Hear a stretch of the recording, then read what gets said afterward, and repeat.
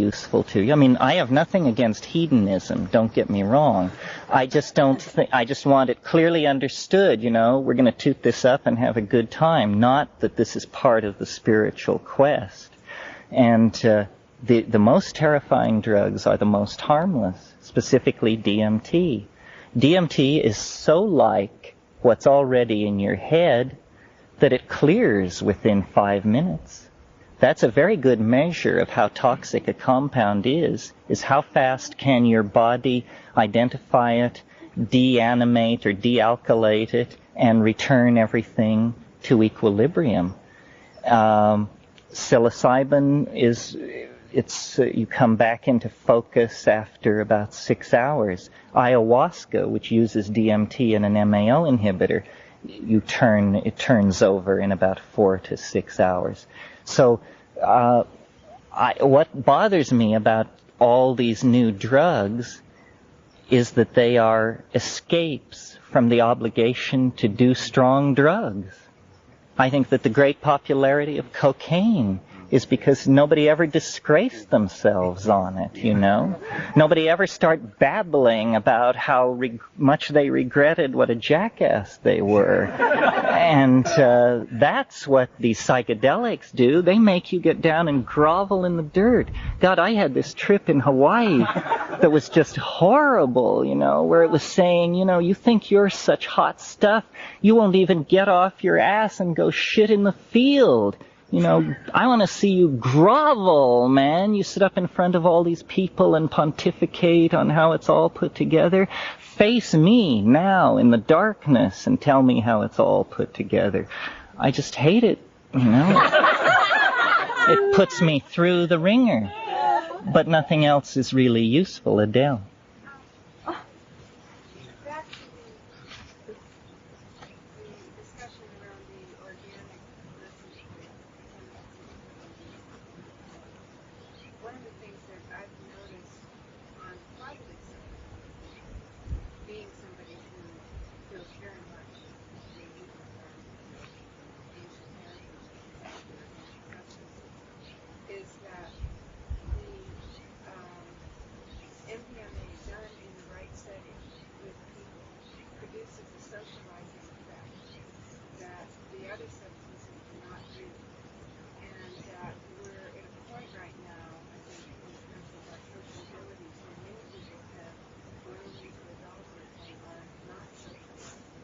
Mm-hmm.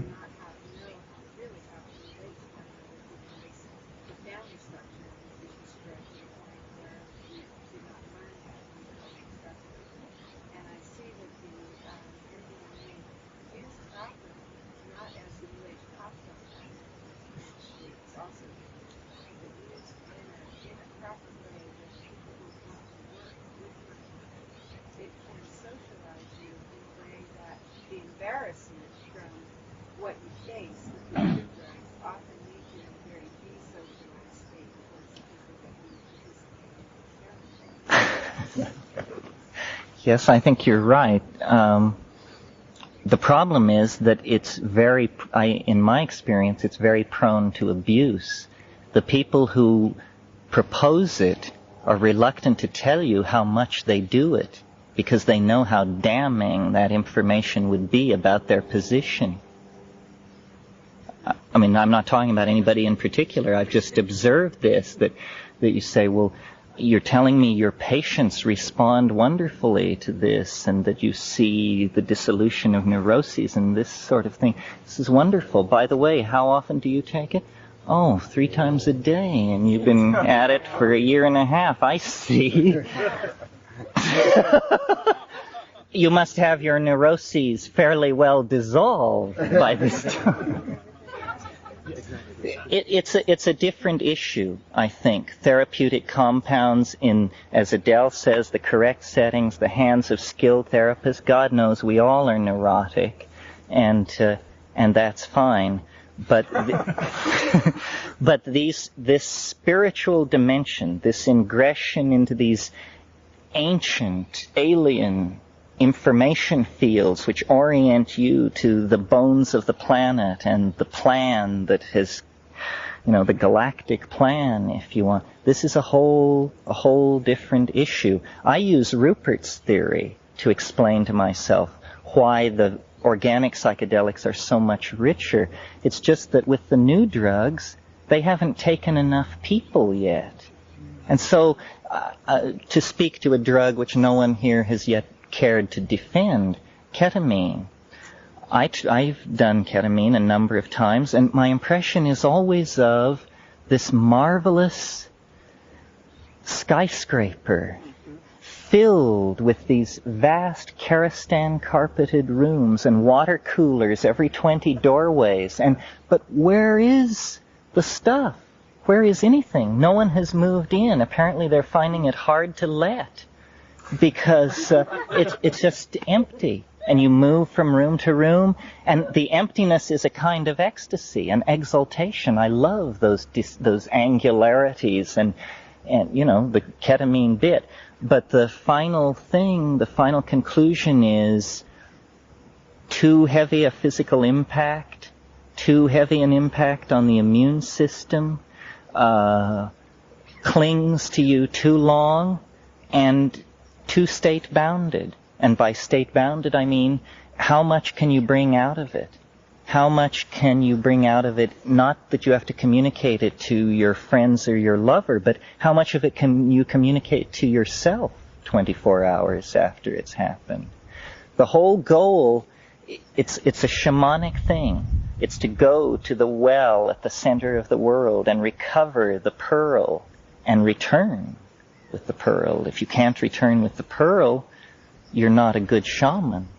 I mean, it was a good try, and nobody makes it every time. But that's the bottom line, yes. I wonder, with the idea of all of continuum base as a database, like we use for land, plants, I don't know, one would become a secret, perhaps name-based psychedelics, or even more rich. Well, this is just a part of the history of the development of science. Right now, the hottest thing going in phytochemistry and plant product chemistry is marine biochemistry, which includes marine hallucinogens. None, so far as I know, are known from seaweeds or things like that, but there are a number of fish that are psychedelic and can be cooked and eaten, and there are amazing descriptions in the literature. There's a fish off Norfolk Island down your way that this amazing account in Hoffer and Osmond's book Hallucinogens. It was written about 1960, and this person had this vision. They visited a bronze plaque commemorating the first moon flight, and it just sounded like an off-the-wall experience. Yes, the ocean is a very rich, and part of your question is a good foil for me to talk about what we're trying to do, what Kat and I are trying to do in our day-to-day lives and how we've responded to the imperative of all this. We've basically responded to it all with the faith that the drugs of the future are in the forest primeval, that the Faustian scientists, the demonic artificers of the laboratory, the bad little boys of science will eventually understand that nature has outsmarted them, and that with these now super refined analytical techniques that can pick up just a few molecules of an anomalous compound in a substance, we're seeing that plants are far richer than we supposed based on the data derived from late 19th century and early 20th century studies of plants. Also, there are amazing hallucinogens about which very, very little is known. And even hallucinogens which are considered relatively well explored. How can you say a hallucinogen is well explored? The ayahuasca complex in the Amazon is fascinating. Appears to be not only a hallucinogen, but a curing force regardless of the visionary effect. and people are taking it as a purgative and generating states of equilibrium and good health from it. So what we have some land in Hawaii and are working with my brother Dennis and trying to bring as many psychoactive plants together there as we possibly can to grow them, to have sufficient biomass so that we can both experiment with them and also provide living plants to researchers who otherwise would have to foot the expense of expeditions to Chile or the Amazon or the Himalayas. And I think that, you see, what we found doing research in the Amazon was that it's just a tremendously difficult environment. The people are spread thinly, and consequently you arrive with 7 people at a village of 20 people, and the food supply, the psychic state, everything is thrown into wild confusion. And then when they hear that you're there to learn about the secret, unmentionable drug which the old men use to communicate with the spirits, it's very tricky to, and the notion of being able to take drugs in that situation is almost impossible. So we've taken the time and the effort to transport cuttings and seeds and rootstock to a place like Hawaii where these things can be worked with. And if any of you have any contribution, financial, physical, or simply in the form of encouragement for this kind of a project, we would appreciate it. We want to set up a data bank that links a number of botanical gardens throughout the world and then search the herbarium data and actually get a grip on what is claimed to be hallucinogenic, and then to separate these things out, cultivate them, provide a setting for people to take them in. I scoured India.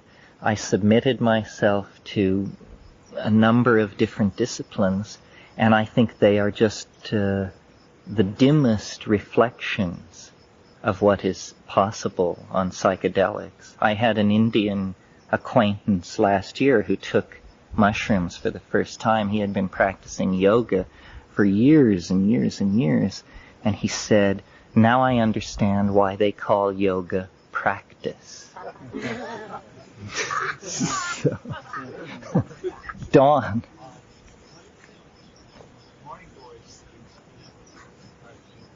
Oh, I think morning glory seeds are fascinating. There are 2 kinds that were involved in the Mayan thing. Ipomea purpura is the one with the black crescent-shaped seeds, and you have to take a lot of those, about 200 or more, and that's the one that you can find actually sold as an ornamental seed in seed things, although it's covered with poison, but you can grow them out and get clean ones. But that was the one that they took when they couldn't get the one they were really into, which is called Siltliltsen, and is Revia coriambosa. It's been recently reclassified to Turbina coriambosa. And there they only take 13 seeds. Another one is Argyria nervosa, which is a Polynesian morning glory with no known history of human usage, but actually in terms of per gram weight effectiveness is the strongest plant hallucinogen known. I mean, it only takes 8 seeds of Argyria nervosa, and if you do 10, there's a cardioactive glycoside that will really make you think that you've tied on to a rattlesnake. So it's not one to push. Yes, when we were in Mexico last winter at the cenote of sacrifice at Chichen Itza, there were blue morning glories growing, and I collected a number of seeds, and we're growing it out in Hawaii because Rupert and I have an experiment going to see if in fact the morphogenetic field, that the Mayan consciousness as expressed in the glyphs and the art and the architecture is actually resident in the thing, which you would certainly expect it to be. Many people have told me that on peyote you just can't stop the flow of Aztec imagery and that sort of thing. I haven't experienced that, but it certainly is what you would expect if you take Rupert's ideas seriously. So yeah, the morning glories are a very rich field for research. Wouldn't there be some response from the earth or the dirt, or where you put the seed? In other words, you take it out of one. Yes, but as I understand Rupert's theory, repetition is everything. Mm-hmm. So having grown 50,000 generations at Chichen Itza and one generation at Hawaii, it'll definitely be more Quetzalcoatl than Pele.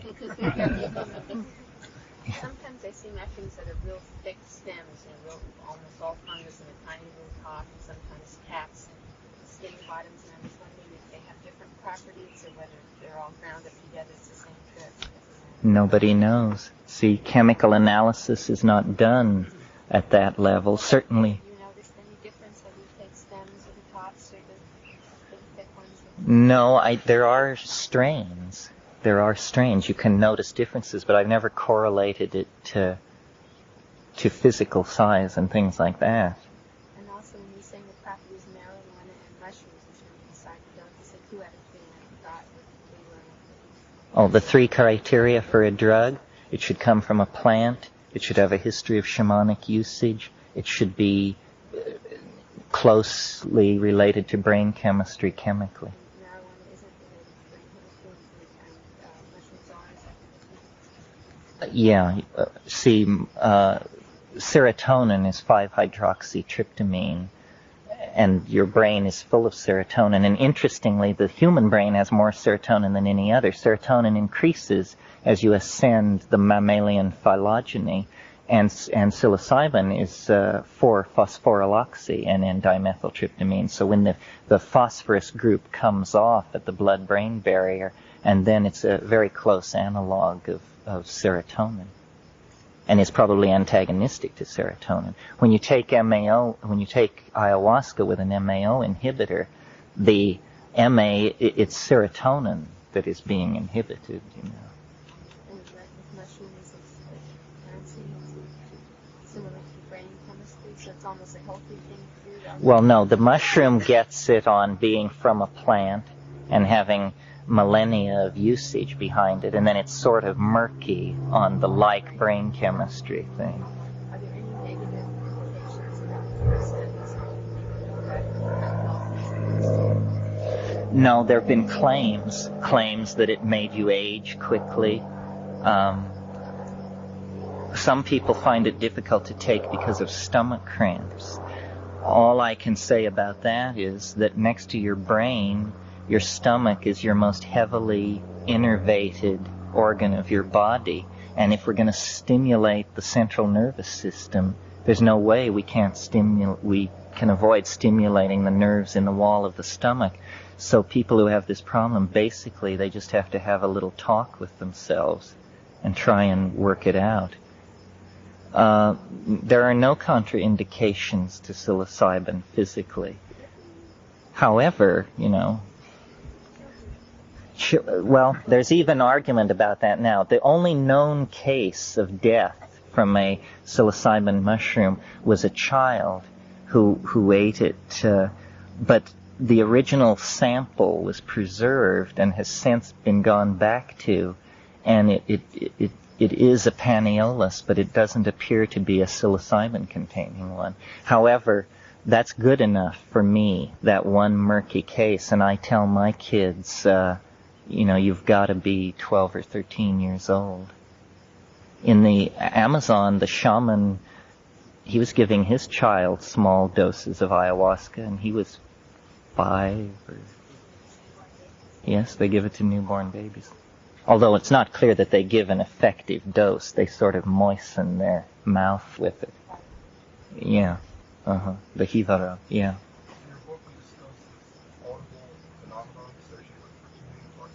Right. Well, that's really my brother's area. he had this idea, which was not a traditional idea. He had a sort of a ideological conniption fit in which he had this notion at a very nuts and bolts level of how you could lock into the earth signal, if you want to put it that way, or the information channel that is coming through psilocybin. And it had to do with using your voice to harmonically cancel and the interiorized tone that is generated sometimes on psilocybin, which he interpreted to be actually the sound of the electron spin resonance of the molecules. Sound is a imprecise term, but the waveform phenomenon given off by the electron spin resonance of the molecules as they intercalated into their bond sites. He thought he could use his voice to lock it in. And in fact, if any of you know True Hallucinations, which is a talking book of 8 tapes that we have produced, it tells the story of that expedition and everything that went into it. And the results were ambiguous, but so terrifying that we didn't care to continue. It did appear that you could use self-generated sound to synergize and prolong these drug states, but it also appeared that you were putting your sanity right out on the line, and that we need more data before we plunge into an effort to recreate that kind of an experiment. But that was the dream, to lock in the high, to get the voice and hold it, and to have all the physiological effects fade away, but keep the connection. In the way that Socrates said he had a daemon of a teaching voice, which he could refer to any time. Julian Jaynes' book on the origin of consciousness in the bicameral mind goes into this whole thing about how early primitive people may have had interiorized voices which directed them and their lives, and that it was the incorporation of that function that created the modern psychic function, which we call the ego. The ego is a trapped God, is what it is. We grew so blasé in the face of it that it became a part of ourselves. At least this is James' theory. Yes? What kind of strategy or right program would you suggest to someone that's willing to use psychedelics in areas of discussion that's involved in aggressive and live in a city kind of setting? What kind of... How do you do it, you mean? It's easy to tell you how to do it, and it's amazing how few people do it right. You do it in darkness, on an empty stomach, in silence, and alone. Doesn't sound like much fun, does it? It isn't.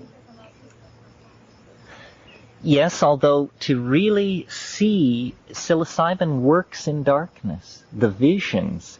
I mean, a full moon night is absolutely stunning on a psychedelic, no question about it. But the Mazatecans and Zapotecan Indians, all the ayahuasqueros we ever dealt with in the Amazon, it was all about getting into the hut, closing the door, blankets over the windows, dousing the light. They didn't do it alone.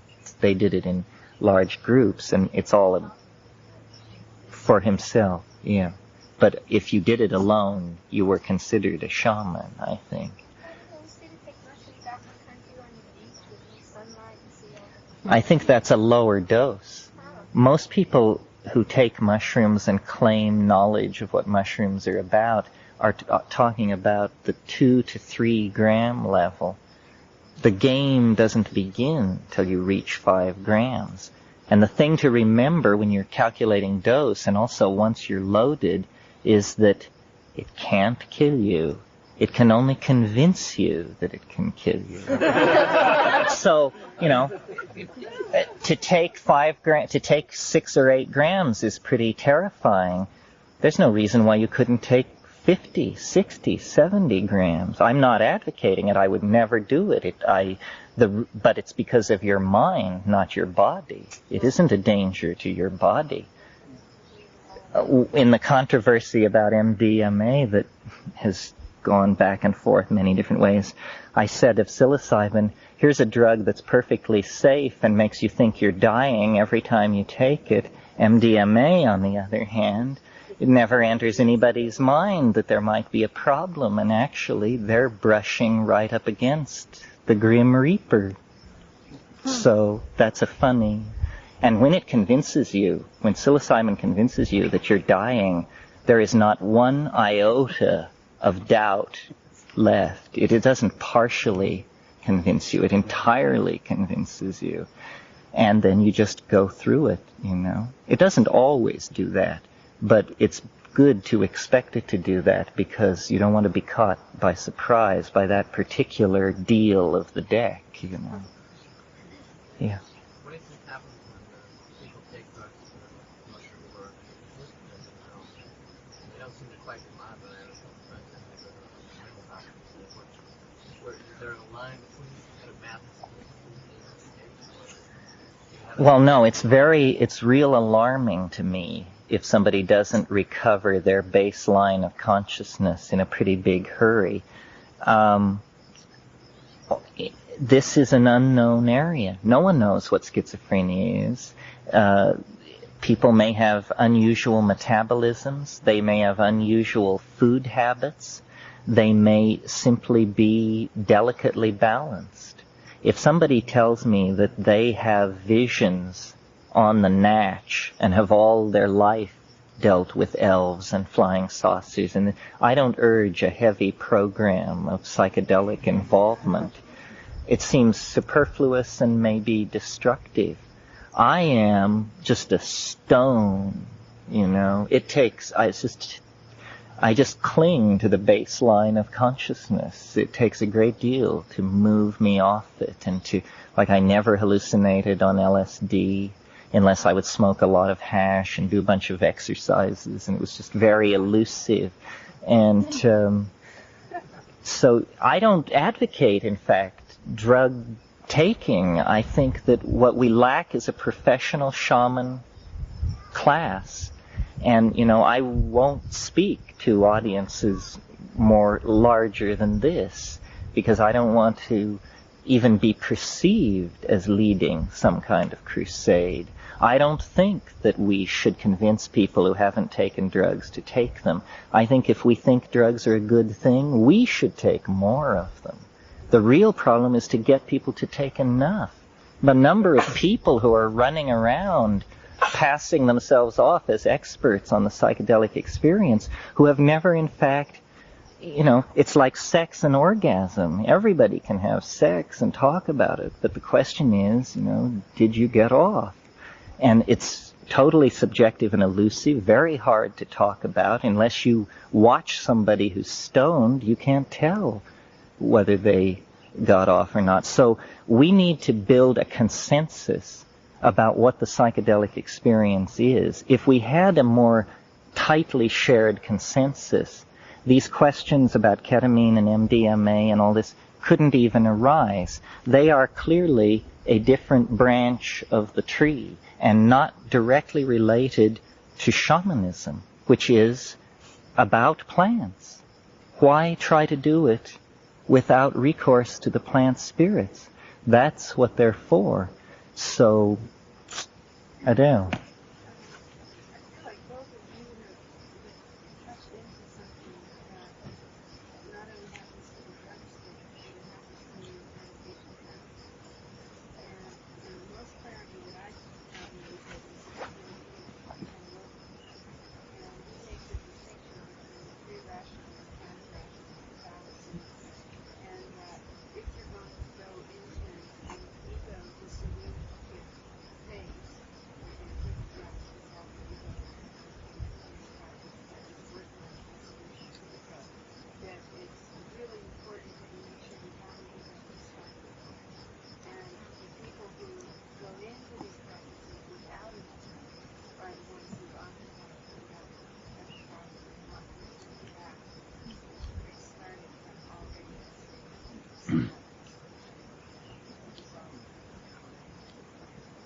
That's right.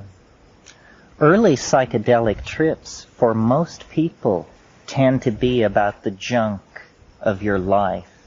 And, the people you've wronged and just the junk of your life. But if you can get through that, it begins to take on a less personal character and to be more like an invisible landscape, a place that you wander through and that you gain impressions of.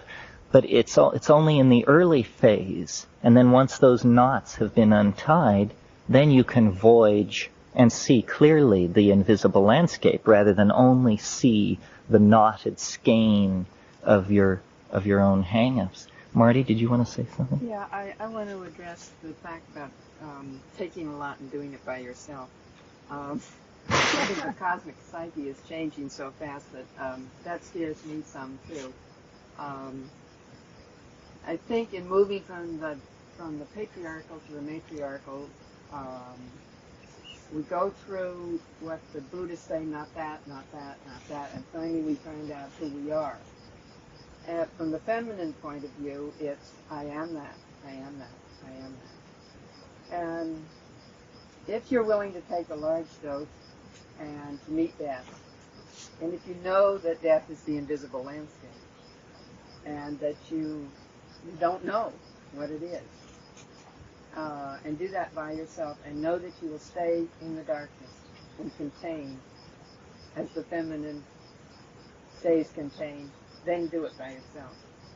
It often is good to have a guide or somebody who would sit outside your door if you don't want them in there, but somebody that would remind you that you decided you want to do this, and you don't need to tell the world that death is wonderful or something. That's good advice. What you have to arrange is that the other person is not distracting you. That's all. And that's what I mean by taking it alone. It's just very, I almost never take psychedelics with anyone other than Kat because I just worry too much about the other person. I just cannot stop myself from worrying and listening to their breathing, and it just totally hangs me up.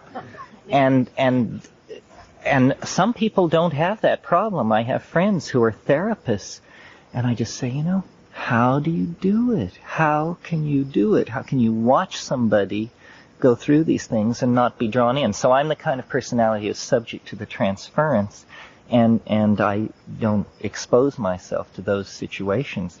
This trip that I had in Hawaii, I thanked God that somebody was there, that Kat was there specifically, because just the sound of her voice completely ameliorated a whole spectrum of hard to describe but very icky things that were threatening to overwhelm me. And I don't have trips like that very much where I need somebody there. So it was fortunate that it was like that. But no, I'm not advocating that if you've never taken mushrooms, you go up on a mountain in the dark and take 8 grams. I mean, it might be good for you, but I'm not advocating it because it might not be good for you, But eventually, Plotinus called the mystical experience the flight of the alone to the alone. And there is something about that. The last dance you do alone. And it can't be otherwise. The main point out of all these statements about drugs and this and that is, if it doesn't scare you, it's not worth doing. And it certainly scares me every time. I mean, I don't want you to think there's nothing heroic about it. It's just terrifying. And it's the only form of terror I will submit to. I will not jump from airplanes. I do not shoot the rapids. I do not rock climb. I'm a bookish person. But I will submit to that terror because it seems to make sense. But it isn't unterrifying. It is exceedingly terrifying. That's where I think it lies. And that's why these questions of abuse and all that can't arise. God, nobody abuses these drugs as far as I can find out, unless they do too little, unless they are 1 grammers or something. Well, it's 4:44.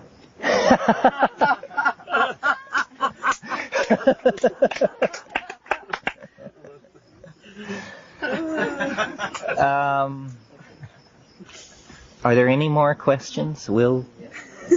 Kat, would you like to? Please.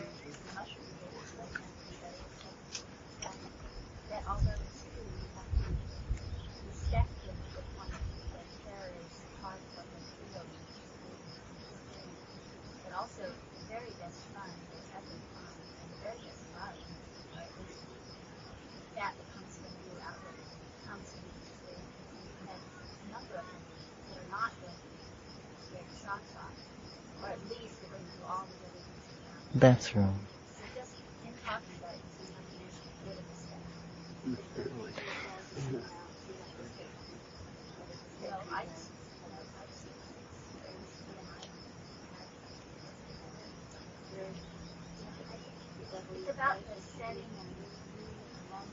Yes, what you bring to it.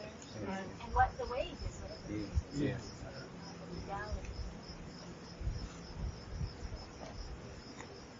It's the great unknown. The thing that is so troubling about our culture is that everything is canned. You know, and even like the UFO issue, most people want to go down to the grocery store and see that both Time and Newsweek have a cover. They've landed. The Secretary General of the United Nations is meeting with them 3 times a day, and it's all coming down, and you wait to hear what it's all about. The fact of the matter is, it's just between you and it. You know, it's not going to come through the Secretary General of the United Nations. It's between you and it. And psychedelics are about the immediacy of experience, not the dull, humdrum, repetitive daily routine of meditation and yoga and all of these things, but the immediacy of experience at a white-hot level, just the very unresolved magma of being. And the notion that millions, billions of people go from birth to the grave without ever touching that, unless they touch it in those last few moments of life, is heart-rending. That's an affront to humanness. If we are going to be human and to experience the modalities of being, and experience is the key word, if we're going to experience the modalities of being, then you have to write these things into your script somewhere.